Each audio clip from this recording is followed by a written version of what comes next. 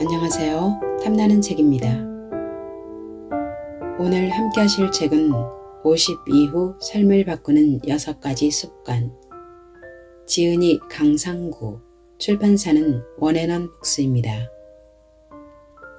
지은이는 삼성에서 변화관리, 인사, 교육을 담당했으며 현재 SP 변화관리연구소장으로 있으면서 기업체 및 각종 기관을 대상으로 변화관리에 대한 강의를 하고 칼럼을 기고하고 있습니다. 이 책은 총 6장으로 구성되어 있고 각 장마다에는 50 이후 인생을 결정하는 좋은 습관들을 소개하고 있습니다. 하루 10분 투자로 누구나 쉽게 할 수 있는 습관들이고 결코 거창하지 않다는 걸 느끼실 텐데요. 저자는 한 번 시작하면 멈추지 말아야 한다. 작심삼일이 되어서는 아무런 효과가 없다 라고 강조합니다. 그리고 이 중에 자신에게 꼭 필요하다고 생각되는 한 가지라도 선택해서 한 해가 끝날 때까지 실행한다면 시작 당시와는 전혀 다른 새로운 사람으로 만들어줄 것이다 라고 말하고 있습니다. 하루 10분 습관 총 27가지인데요. 제가 뽑은 습관은 무엇인지 들어보실래요? 탐나는 책과의 데이트 시작하겠습니다. 하루 10분 산책을 하라. 왕처럼 뒷짐을 지고 여유롭게 걸어보라. 평상시에 산책을 하거나 혼자서 어디를 갈 때 의도적으로 뒷짐을 지고 가슴을 쫙 펴서 여유를 가지고 걸어보라는 뜻이다. 지금까지 앞으로만 향해 있던 당신의 무게중심을 뒤로 보내보라. 가슴을 펴고 먼 곳을 바라보면서 걸어보라. 천둥 번개가 쳐도 흔들리지 않겠다는 느긋한 마음으로 산책해보라. 뒷짐지고 걸으면 건강해진다. 중노년이 되면 허리 건강에 적신호가 오기 시작한다. 그러나 요즘은 그 연령대가 점점 낮아져 허리 디스크는 더 이상 중노년만의 질환이 아니다. 허리가 무너지면 도미노처럼 무릎, 목, 어깨 등의 부위도 위험해진다. 그뿐만이 아니다. 위장이나 폐에도 압박을 가해서 소화기능까지 저하되기 때문에 몹시 위험하다. 조선시대 선비들은 골방에서 하루 종일 양반다리로 앉아서 글을 읽었다. 품위를 지키기 위해 급해도 뛰어다니지 않았다. 그럼에도 이들이 건강을 유지할 수 있었던 이유 중 하나는 뒷짐을 지고 걷는 자세 덕분이었다. 선비들은 글을 읽다가도 종종 골방에서 나와 뒷짐을 지고 고개를 들어 산과 하늘을 바라보며 한가롭게 동네를 한 바퀴 돌았다. 뒷짐만 져도 병이 낫는다 라는 말이 있을 정도로 뒷짐지는 자세는 건강에 좋은 영향을 준다. 뒷짐을 지면 가슴이 펴진다. 가슴이 펴지면 심호흡하는 자세가 되어 숨쉬기가 편해진다. 더불어 목과 허리가 바르게 세워진다. 뒷짐을 지고 허리를 쭉 펴면 앉아서 공부하느라 휘어진 척추와 긴장되었던 근육이 제자리를 잡게 된다.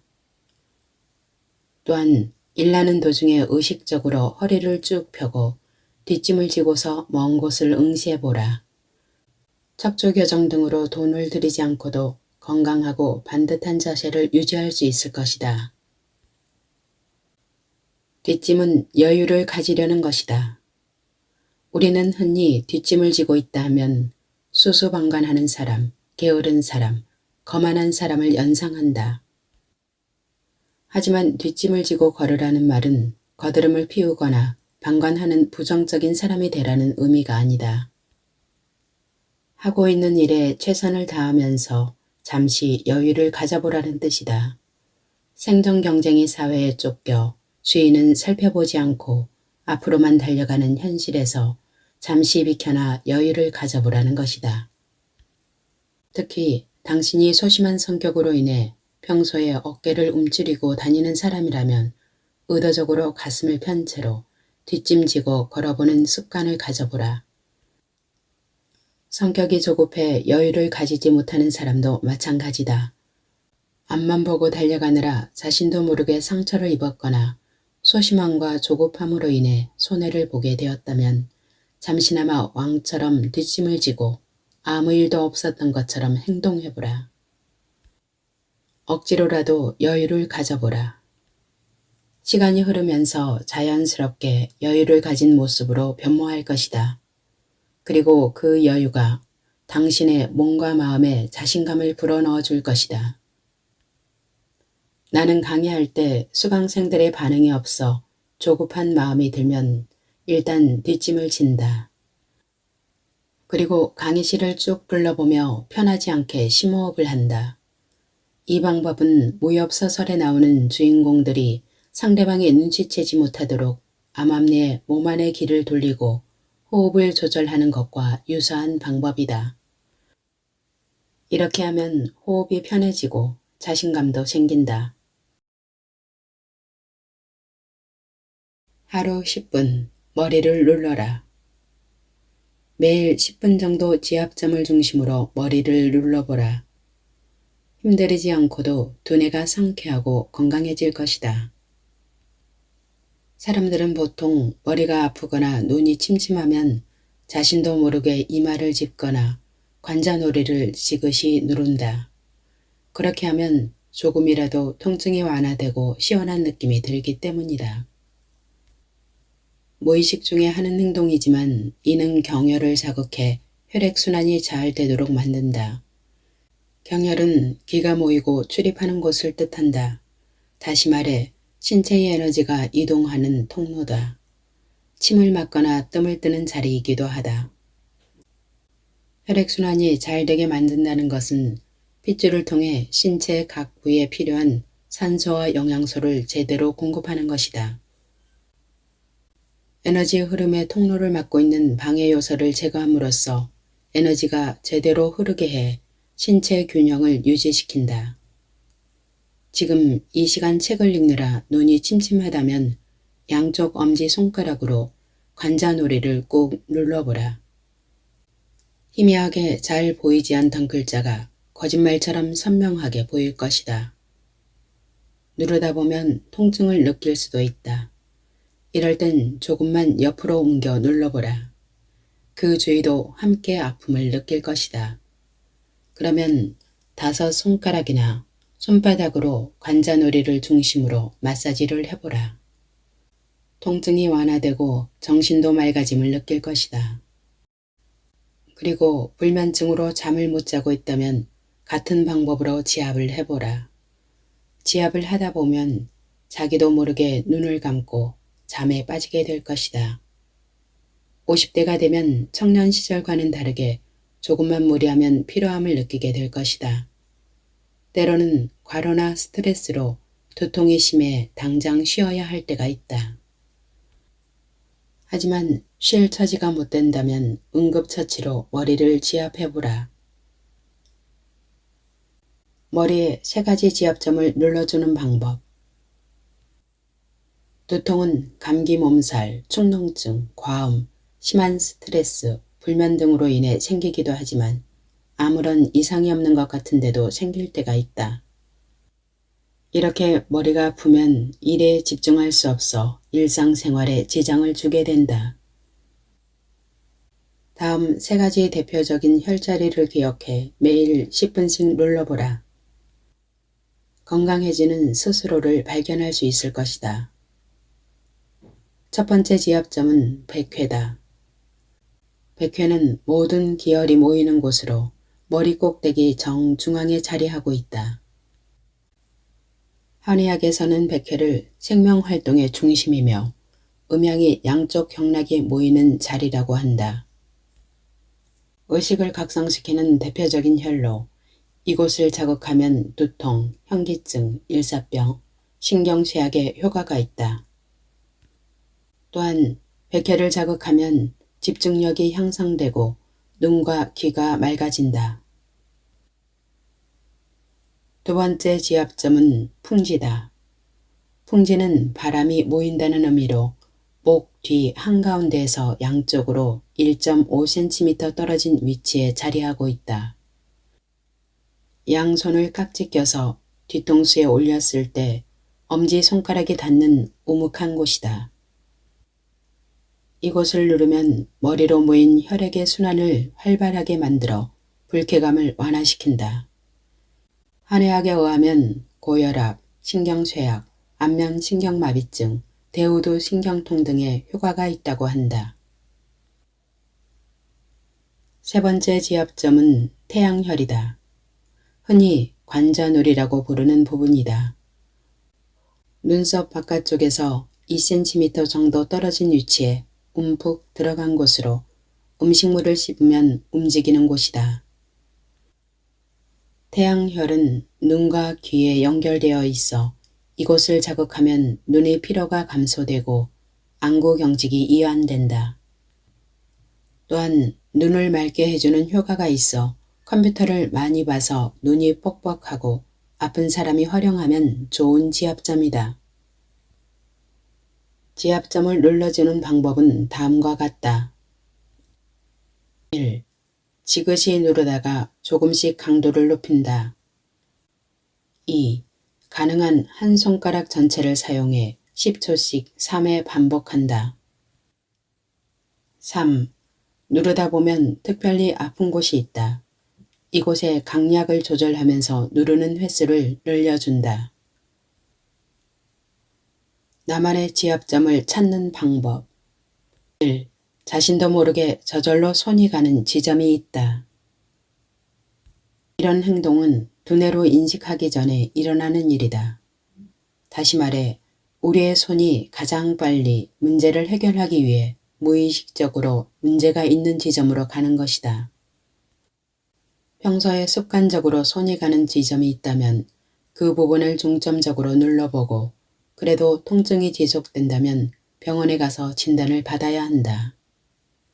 2. 누르면 특별히 아픈 지점이 있다.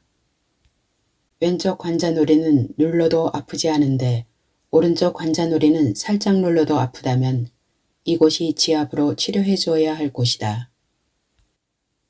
이런 곳을 중점적으로 눌러주거나 마사지를 해주면 혈액순환이 원활해져서 통증이 완화된다. 3. 지압하면서 범위를 조금씩 넓히다 보면 시원한 곳이 있다. 50대가 되면 아픈 곳의 범위가 넓어진다. 무릎, 허리, 어깨, 머리 등이 점점 아파온다. 평소에 예방을 하지 않고 그냥 두면 종합병동이 될 수 있다.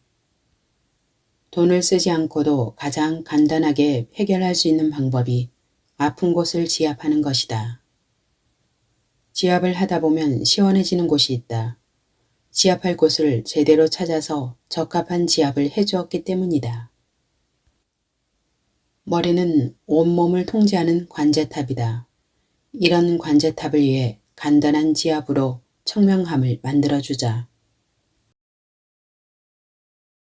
하루 10분 복식호흡과 명상을 하라. 건강을 지키기 위한 요소 중 가장 기본적인 것은 얼마나 올바르게 호흡하고 있느냐다. 먼저 자신이 평소에 어떻게 숨을 쉬고 있는지 확인해 보자. 숨을 들이쉴 때 배가 들어간다면 흉식 호흡을 하고 있는 것이고 배가 나온다면 복식 호흡을 하고 있는 것이다. 사람은 태어난 직후에는 복식 호흡을 하지만 성장하면서 호흡이 점점 위로 올라가 흉식 호흡을 하게 된다. 더욱이 나이가 많아 거동이 불편해지면 숨이 가슴을 지나 목까지 올라오고 심하면 더 이상 숨을 쉴 수 없게 된다. 사람은 편안한 상태에서는 대체로 복식 호흡을 한다. 그러나 심신이 불편한 상태에서는 어깨를 들썩거리며 자신도 모르게 흉식 호흡을 한다. 육체에 이상이 생겼거나 우울, 불안, 분노 등 정서적인 문제가 있을 때도 가슴으로 가쁜 숨을 몰아쉬게 된다. 흉식 호흡을 하면 심장에 압박이 가해지기 쉽다. 이로 인해 혈액순환이 잘 되지 않고 장기의 운동량도 크게 줄어 소화기 계통의 기능이 현저하게 떨어지게 된다. 게다가 허파가 충분한 산소를 끌어모으지 못해 조금만 뛰어도 헐떡거리게 되고 면역력이 크게 떨어져 허약 체질이 될 가능성이 높다. 하지만 지금부터라도 복식 호흡으로 돌아가면 산소 공급이 충분해져 혈액순환과 신진대사가 원활해진다. 또한 복식 호흡에 명상을 곁들이면 육체의 긴장이 풀리고 정서적인 평온함까지 느낄 수 있다. 복식 호흡을 하는 올바른 방법. 복식 호흡의 기본 자세는 다음과 같이 크게 5단계로 진행된다. 1단계. 가부좌를 튼다. 무릎 부상 등으로 가부좌를 틀 수 없는 경우라면 눕거나 반듯하게 앉으면 된다. 가부좌를 틀고 앉을 장소가 없으면 의자에 앉거나 현재의 장소에서 2단계 이후의 자세를 취하면 된다. 2단계. 허리를 세운다. 평소의 생활 습관 때문에 허리가 굳은 사람들이 있다. 이런 사람일수록 허리를 펴는 연습이 필요하다. 허리를 펴면 장기에 가해지는 압박이 사라져 호흡하기 쉬워진다. 허리를 세우는 것이 잘 되지 않는 사람은 두 손을 머리 위로 쭉 올리면 바른 자세를 만들 수 있다. 3단계. 어깨에서 힘을 뺀다. 보통 놀라거나 긴장하면 어깨에 힘이 들어간다. 이런 불안정한 자세에서는 호흡이 제대로 되지 않는다. 어깨 긴장이 잘 풀어지지 않을 때는 반듯하게 선 자세에서 팔에 힘을 빼고 중력에 몸을 맡겨보라. 어깨가 편안해지면서 긴장이 풀어질 것이다. 4단계. 턱을 당긴다. 이때 턱은 살짝만 당겨야 한다.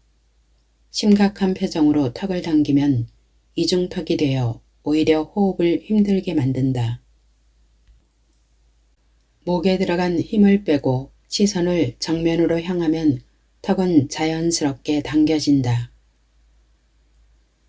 5단계. 눈을 감는다. 종종 눈을 뜨고 일정한 지점을 바라보며 복식 호흡을 하는 사람들도 있다. 그런 사람들은 해당 지점에 원이나 풍경사진, 마음이 편안해질 만한 글귀 등을 붙여놓고 그것을 보면서 호흡해도 좋다. 이렇게 하면 눈을 감는 것보다 잡생각이 들지 않는다. 그러나 숙달되지 않은 사람은 눈을 감는 것이 좋다. 눈을 감으면 외부 자극의 3분의 2가 차단되어 그것만으로도 긴장이 해소되기 때문이다. 이렇게 자세를 잡고 나서 본격적인 복식 호흡을 시작하면 된다. 호흡법은 기본 자세와 마찬가지로 5단계로 진행된다. 1단계. 코로 호흡한다. 자신도 모르게 입으로 숨을 쉬는 사람들이 있다. 이는 입안을 건조하게 만들고 세균이 번식하도록 만들어서 건강에 좋지 않다. 숨은 가능한 한 코로 쉬는 것이 좋다. 2단계. 배를 쑥 내밀며 공기를 흠뻑 들이마신다. 여기서 중요한 것은 배는 내밀되 가슴은 움직이지 않아야 한다는 것이다. 다만 처음에는 가슴을 움직여서라도 배를 내밀며 호흡하는 수밖에 없다. 훈련하다 보면 저절로 가슴을 움직이지 않고 배를 내밀며 숨을 쉴 수 있게 될 것이다. 3단계. 잠시 숨을 멈춘다. 숨을 잔뜩 들이신 후에는 한 3초 정도 호흡을 멈추는 것이 좋다. 잠깐이지만 배에 힘이 가해지면서 기분 좋은 열기를 느낄 수 있다. 4단계. 10초 정도 여유를 두고 숨을 조금씩 내보낸다. 코로 숨을 내쉬거나 입을 오므려서 공기를 조금씩 내보낸다. 공기를 내보낼 때는 마음속으로 숫자를 하나부터 10까지 세면 쉽게 할 수 있다. 5단계. 이 모든 과정을 처음부터 끝까지 반복한다. 명상을 하는 올바른 방법. 복식 호흡과 명상은 어디서라도 할 수 있다. 복식 호흡을 곁들인 명상을 해보라고 말하면 대부분의 사람이 그럴 만한 장소가 없다고 대답한다. 그들은 복식 호흡과 명상은 누구의 해방도 받지 않는 조용한 장소나 가르치는 사람이 있는 수련원에서 해야 제대로 할 수 있다고 생각하고 있는 것이다. 물론 그런 곳은 명상하기에 최적의 장소다. 하지만 그런 장소를 시간을 내어 찾아가기는 어렵다. 방법만 알고 있다면 명상은 어디에서나 가능하다. 승용차나 지하철에서도 할 수 있다. 사무실, 안방, 휴게실, 벤치, 화장실, 의자, 방바닥 등 어느 곳이든 상관없다. 복식 호흡도 마찬가지다. 숨을 크게 들이쉬고 내쉬는 행동이기에 공기가 탁하지만 않으면 된다. 만약 사무실에 있다면 첫 번째 자세인 가부좌는 틀지 말고 두 번째 자세부터 시작하면 된다. 허리를 세우고 어깨에 들어간 힘을 빼고 턱을 당기고 눈을 감으면 복식 호흡의 기본 자세는 준비된 셈이다. 그 다음에는 순서대로 호흡을 시작하면 된다. 명상도 어렵지 않다. 복식 호흡의 자세가 되었다면 자신이 선택한 그림을 그리며 명상을 시작하면 된다.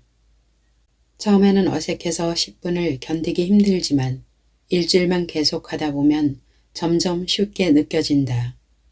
그리고 한 달 정도가 지나면 자신에게 적합한 방법이 만들어지고 결국 습관으로 정착해서 몸과 마음이 평온해진다.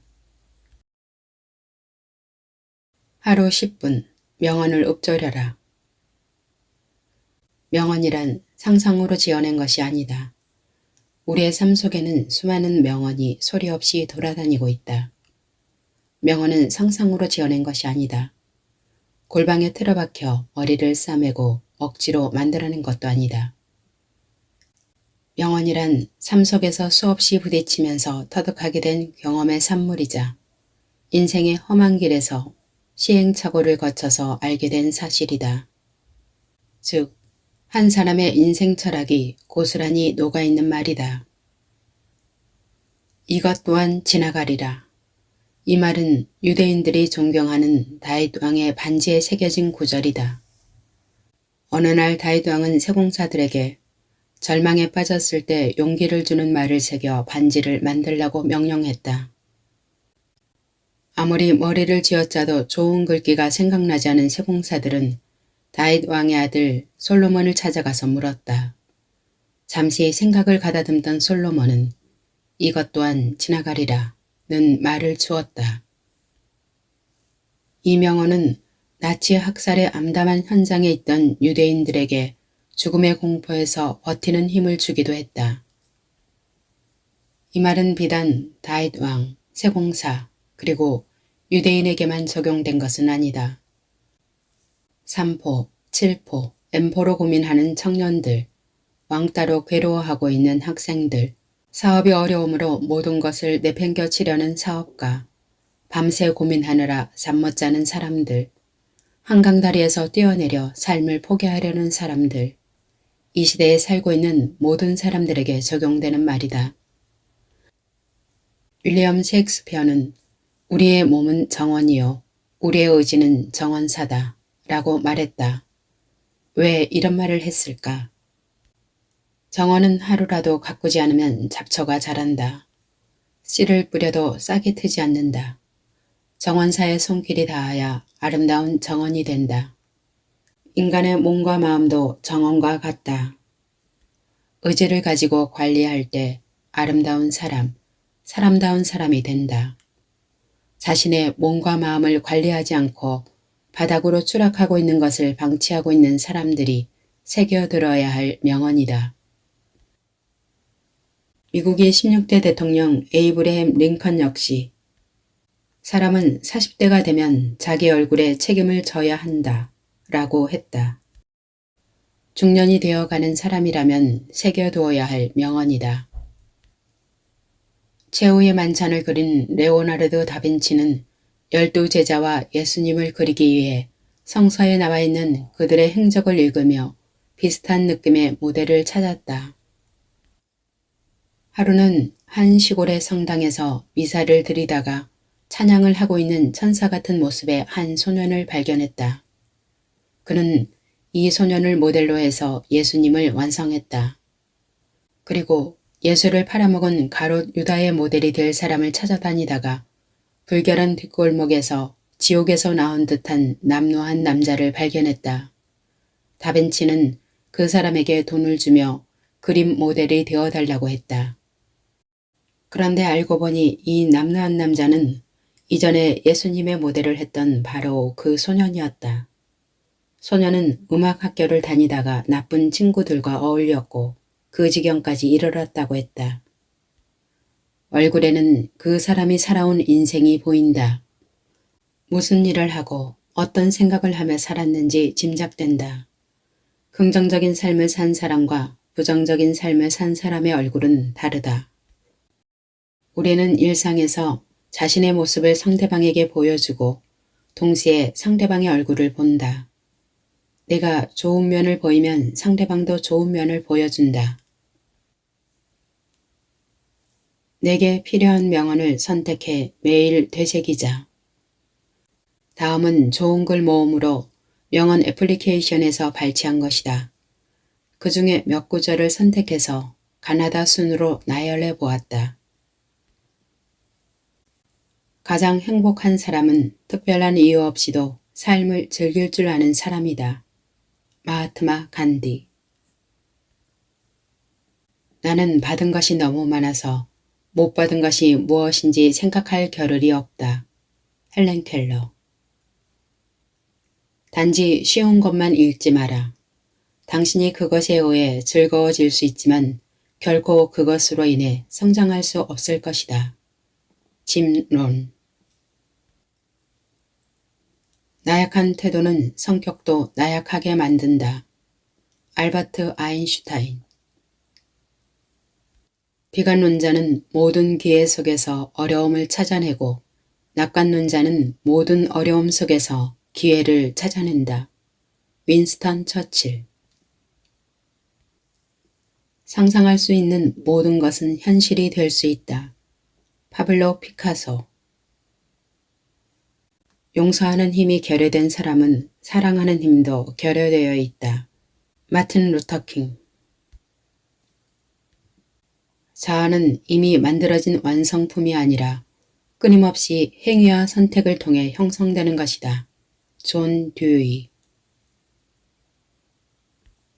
처음에는 내가 술을 마시고 다음에는 술이 술을 마시고 다음에는 술이 너를 마신다. 스콧 피츠제럴드. 크리스마스에는 이 세상에 만능의 부채를 흔든다.